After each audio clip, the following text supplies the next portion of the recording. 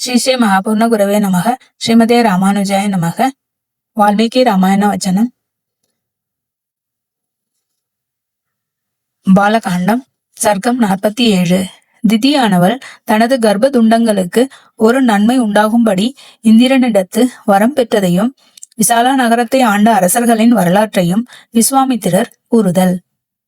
ராமா தனது கர்ப்பம் 7 துண்டுகளாக செய்யப்பட்டது பற்றி மிக வருந்தின திதியானவள் இந்திரனை நோக்கி, அப்பா, உன் மீது யாதொரு குற்றமும் இல்லை. நான் தூய்மை குன்றியதனால் இன்னனம் சம்பவித்தது. ஆதலால் என்னுடைய குற்றமே காண். கடந்து போனதை பற்றி இனி என்ன விசாரம்? 7 துண்டுகளாக செய்யப்பட்ட இவற்றுக்கு ஒரு நன்மையை வேண்டிக் கொள்கிறேன். அதாவது இவ்வேழும் 7 குழந்தைகளாய் வளர்ந்து சப்த மருத்துக்களின் உலகத்தை பாதுகாக்க வேண்டும். ஒன்று பிரம்மலோகத்திலும், ஒன்று இந்திரலோகத்திலும், வேறொன்று விஷ்ணு லோகத்திலும் சஞ்சரிக்க வேண்டும். மற்ற 4ம் உனது கட்டளையில் அடங்கி திசைகளில் திரிய கடவன. இவை மாருதர்கள் என பெயர் பெறுக என்றனள். இந்திரனும் அது கேட்டு அவ்வண்ணமே ஆகுக என்றனன். ராமா அந்த திதியும் இந்திரனும் குஜப்லவன என்கிற ஆசிரமத்தில் இவ்வாறு முடித்துக்கொண்டு தேவலோகம் போய் சேர்ந்தனர். திதிக்கு இந்திரன் பணிவிடை செய்து வந்த இடமே இதுவே கான்.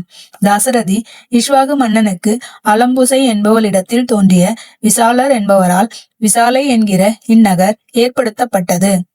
அந்த விசால மன்னவனுக்கு பிறகு ஹேமச்சந்திரர், சூச்சந்திரர், தூமிராஜ்வர், சுருஞ்சயர், சகதேவர், குஜாச்வஜர், சோமதத்தர், ககுஸ்தர் என்கிற புத்திர பரம்பரை நிகழ்ந்து வந்தது. அந்த காகுஸ்தருடைய மகனாகிய சுமதி என்பவரே இப்போது இந்த நகரை அரசு புரிந்து வருகின்றார். இன்றிரவு நாம் இங்கு தங்கியிருந்து நாளை காலை மிதிலை சேர்ந்து ஜனக மன்னவனை காண்போம் என்று விஸ்வாமித்திரர் கூறினர். பின்பு அந்த சுமதி மன்னவன் இவர்களது வருகையை அறிந்து உபசாரங்கள் செய்ய வந்து அன்றே தான் மகா பாக்கியசாலி ஆனதாக விண்ணப்பம் செய்து கொண்டனன். அகலிகையின் முன் செய்திகளை விஸ்வாமித்திரர் ராமனுக்கு கூறுதல். விசாலா நகராதிபதியான சுமதி மன்னவன் பல வகையான உபசாரங்களையும் நிகழ்த்திவிட்டு மிக அழகிய இவ்வரசகுமாரர்கள் இக்கடுங்கானகத்தில் எதற்காக அழைத்து வரப்பட்டனர் என்று விஸ்வாமித்திரரை கேட்க அவரும் வேள்வி காத்த விசேடங்களை எல்லாம் எடுத்து கூறினர். அதனால் அந்த தாசரதிகளின் பெருமையை நன்கு அறிய பெற்ற அம்மன்னவன் அக்குமாரர்களுக்கு தக்கவாறு பூஜைகளை செய்தனன். அன்று இரவு தங்கியிருந்து அனைவரும் மறுநாட்காலை மிதிலாபுரிக்கு புறப்பட்டனர். ஸ்ரீ ஸ்ரீ மகாபூர்ண குரவே நமக. ஸ்ரீமதே ராமானுஜாய நமக. வால்மீகி ராமாயண வச்சனம். பாலகாண்டம் சர்க்கம் 48. அகலிகையின் முன் செய்திகளை முனிவர் ராமனுக்கு கூறுதல். வழியிடையே மிக அழகிய ஓர் பழைய ஆசிரமத்தை கண்ட ராமபிரான் முனிவரை நோக்கி, இவ்விடம் வாசமற்றது போல் காண்கிறதே, இது யாருடையது என்று கேட்டனன். அதற்கு விஸ்வாமித்திரர் கூறத் தொடங்கினர். ராமா, இவ்விடம் முன்பு கௌதம முனிவருடைய ஆசிரமமாக இருந்தது. அவர் தமது மனைவியாகிய அகலிகையோடு இங்கு பல ஆண்டுகள் தவம் இயற்றி போந்தார். அப்போது ஒரு நாள் இந்திரன் முனிவரிடம் பூண்டு வந்து கௌதம முனிவர் வெளியே சென்றிருந்த காலத்தில் அகலிகை இடத்தில் தனது தீய நினைவுகளை தெரிவித்துக் கொண்டனன். அவளும் அவனை தேவேந்திரன் என அறிந்து கொண்டு ஒருவாறு மகிழ்ந்து அவனது விருப்பத்திற்கு இணங்கியிருந்து கௌதமர் வருங்காலம் அணுகிவிட்டதை நோக்கி இந்திரனை இடைந்து செல்லுமாறு கூறி புறப்பட செய்தனள். அவ்விந்திரனும் தனது காதல் நிறைவேற பெற்றதற்கு உள்ளம் பூரித்து உடனே கௌதமரை அவன் பற்றி சங்கித்து விரைந்து வெளிப்புறப்பட முயன்றனன். அப்போது அம்முனிவர் நீராடி சமைத்து முதலியவற்றை பறித்து கொண்டு ஆசிரமத்தின் உட்புகுவதைக் கண்டு முகம் வாடி நின்றனன்.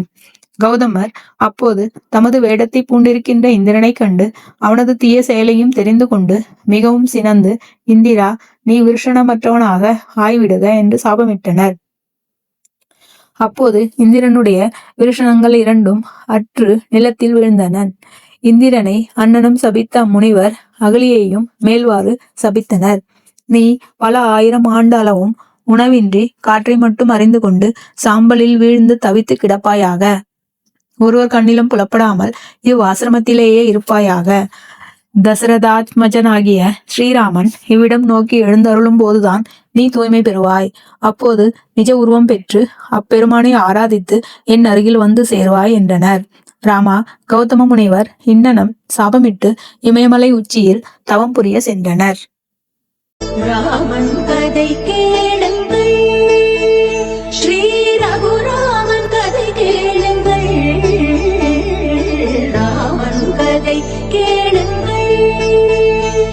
ராமாய ராமபத்ராய ராமச்சந்திராய நமः. ఈ జగమంతా రామమయం.